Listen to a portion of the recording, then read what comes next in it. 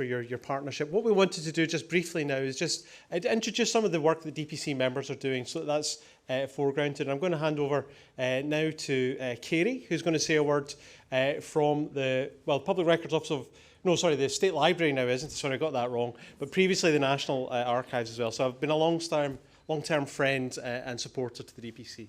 Kerry.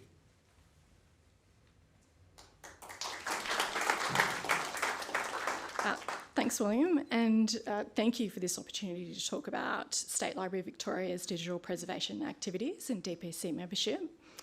So I suppose the question I thought about was where to start. So in line with the theme of a relaunch, I'm going back to 2019, just a year before the establishment of the Melbourne office, and this launch was first proposed. So at that time, the library was undergoing major changes with the implementation of a new digital preservation system, amongst others. With an existing system already in place, this meant a large migration project had to be undertaken. Already a challenging process, this was made even more complex as it occurred during COVID in the world's most locked down city. So my point, as the DPC constantly reminds us, digital preservation is not just about technology, but about people, policies, procedures, planning, resourcing, and more, if you want to have a sustainable approach, and it's this that I'd like to focus on today. So the library joined the DPC in 2020 as part of the National and State Libraries Australasia. With the world in turmoil, being able to connect with others online was important, and the focus on the digital experience increased. But how do you preserve that experience and highlight the value of digital preservation in doing so? While never an easy process, the resources the DPC provided have played a key role in assisting the library in addressing the complexities of this while continuing to build our capabilities. So in the past year, the library has been developing a digital preservation framework to guide us in our journey. And this is strategic in nature, and it's a 2-year rolling plan that aligns to core concepts covered in the DPC Rapid Assessment Model. As part of this plan, we have recently reviewed and updated our digital preservation policy, drawing on the DPC Policy Toolkit as a key resource. We've also been developing lower-level policy and procedures to manage issues such as viruses, encrypted records and sensitivities, along with planning on how to manage incoming formats, including emails, media art, 3D digital objects, Google Docs and social media posts, to name a few. And access to the DPC Technology Watch reports, webinars, discussion lists and blogs have been invaluable in helping to inform our approaches for these. And being late March, we are beginning preparations to undertake the DPC RAM again. And as I noted, the DPC RAM plays a core part of the framework, and we are excited to see the ongoing development and access to resources, including the RAM jams, the Rambulance surgery sessions, and Level Up with DPC RAM that we will be taking full advantage of. But another valuable part of our membership has been having access to core learning materials, such as the Novice to Know-How program, to help build our staff's knowledge and capabilities. As with the RAM, it has been wonderful to see this resource continue to grow with the proposed inclusion of an email module. And being able to participate in testing this module and in various working groups has enabled the library not only to grow its capabilities, but increase its connections to the wider digital preservation community. And this brings me back to what I think is one of the greatest benefits of belonging to the DPC, which is the people and the community. Like I said at the start, the library has been going through major changes in respect to technology solutions, but all this is managed by people who are dedicated to their roles and are champions for digital preservation in the organisation. Being able to connect with others in the community and learn from them has been fundamental to our digital preservation journey, if not our sanity. Being able to draw on experts and connect with others dealing with similar issues is invaluable. Being able to do that in our own time zone rather than 1 a.m. in the morning is even more so. Which is why I'm so pleased to be at this relaunch roadshow for the Australasia and Asia Pacific office. I could say a lot more, but I will finish by saying that I'm looking forward to booking in some time with DPC to review our policy, framework and RAM, and I promise I'll undertake the mental health survey just as soon as I've consumed all of my Easter chocolate.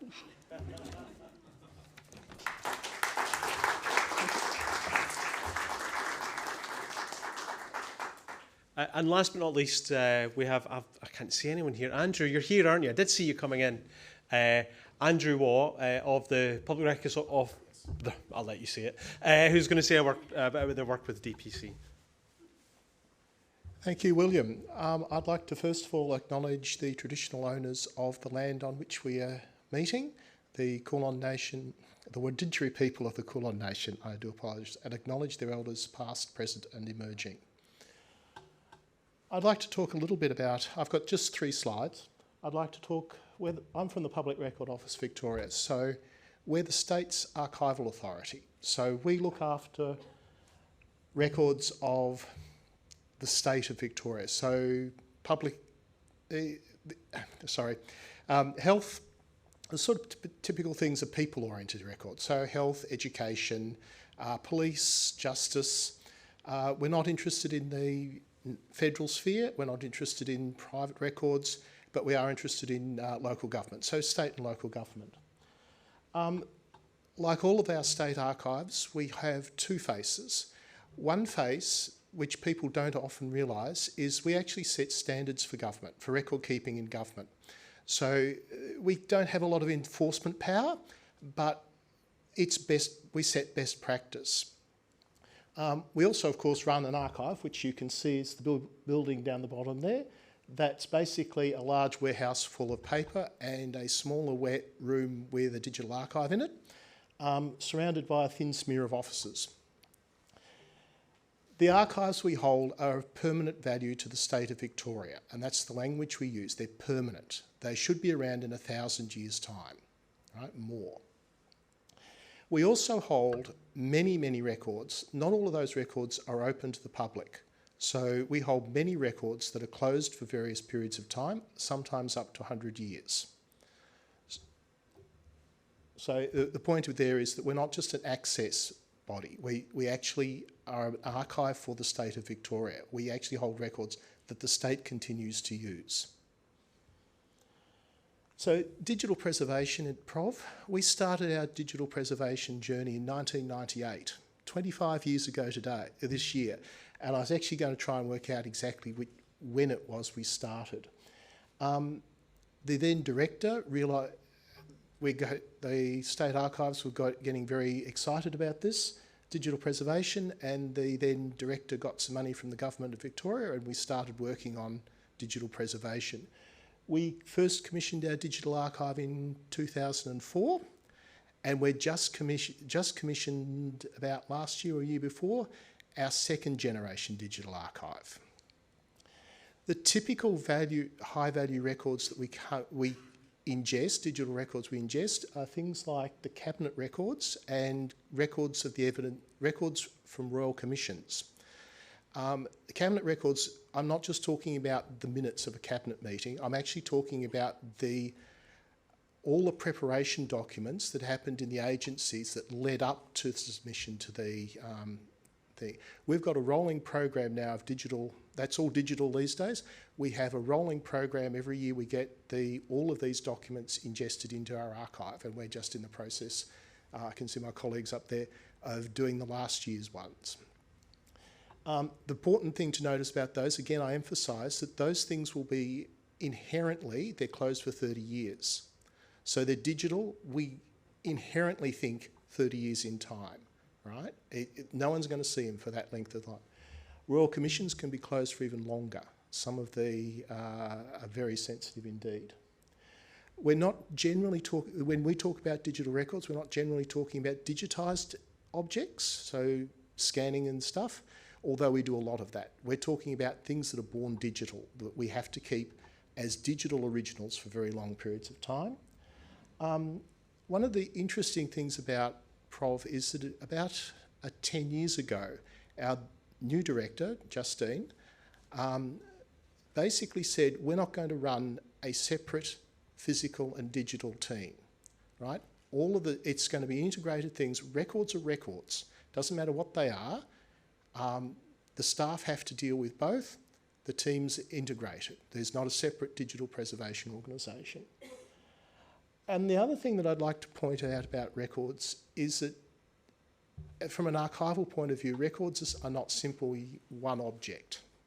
Records are actually form a network of objects, and you actually have to preserve that network. And that, again, that's not something that's specific to digital records. That's actually true of all records.